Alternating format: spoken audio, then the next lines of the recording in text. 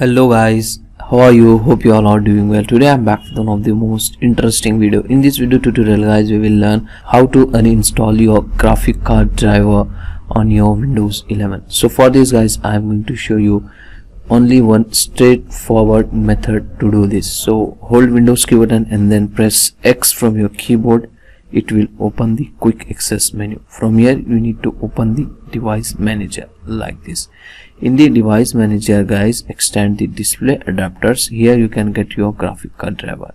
As you can see guys in my screen, Intel and NVIDIA. If you want to uninstall NVIDIA graphic driver from your PC, right click on it and here you can get the option uninstall device. That's it. Just click on it and it will uninstall it from your PC.